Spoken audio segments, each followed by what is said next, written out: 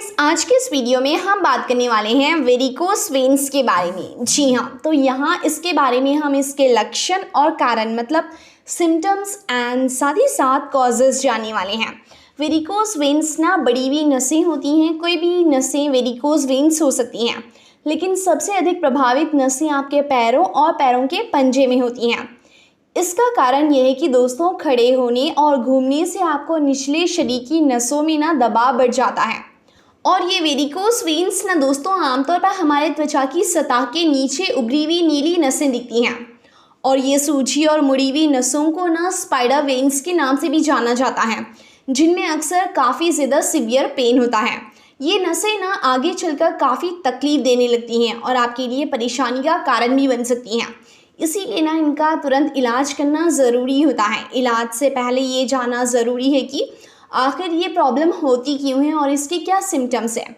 तो सबसे पहले देखते हैं दोस्तों इसके कॉजेस, जिनमें सबसे पहला देखिए, ऐसा माना जाता है कि ना पुरुषों के मुकाबले महिलाओं में प्रेगनेंसी के साथ ही हार्मोनल असंतुलन यानी हार्मोनल इम्बैलेंस, मेनोपॉज और गर्भ निरोधक दवा के सेवन के कारण वेरिकोस वेन्स होने का खतरा ज़्यादा रहता है।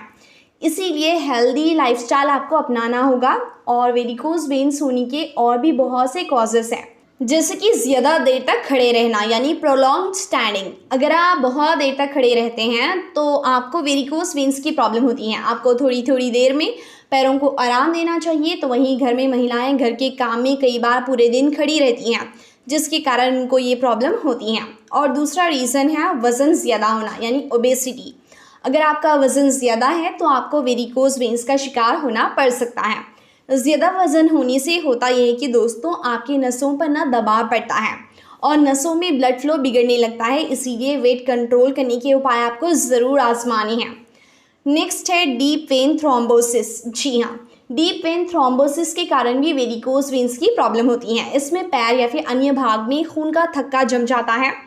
और साथ ही अगर आप मोटापा, हाई ब्लड प्रेशर, बार बार गर्भधारण आदि से गुजरते हैं तो आपको ये बीमारी होने के चांसेस ज़्यादा है। ठीक है, तो वहीं दोस्तों चौथा कारण है अनुवांशिक कारण यानी जेनेटिक डिसऑर्डर। अगर परिवार में किसी को वेरिकोस वेन्स की प्रॉब्लम पहले से ही है तो आपको वेरिकोस वेन्स हो सकता है, यानी ये जेनेटिकली भी आप में ट्रांसफ़र हो सकता है। इससे बचने के लिए आप पहले से ही ज़रूरी बचाव के उपाय अपना लीजिए। तो दोस्तों ये थे वेरिकोस वेन्स होने के कॉजेस। अब देखते हैं इसके सिम्टम्स क्या है। तो यहाँ पे ना इस प्रॉब्लम में आपको गहरी बैंगनी या फिर नीली रंग की नसें आपके पैरों के ऊपर दिखाई देती हैं, रस्सियों की तरह, मतलब कि दोस्तों स्पाइडर वेन्स मुड़ी और सूजी भी दिखती हैं। पैरों में ना एक दर्द या फिर भारीपन भी महसूस होता है। जलन, मांसपेशियों में ऐंठन और पैरों के निचले हिस्से में स्वेलिंग या फिर इन्फ्लेमेशन के साथ सूजन भी होती हैं। लंबे समय के लिए बैठे या फिर खड़े होने बाद आपको बहुत ज़्यादा पैरों में दर्द होता है। एक या फिर एक से अधिक नसों के आसपास आपको खुजली या फिर इचिंग भी होती हैं।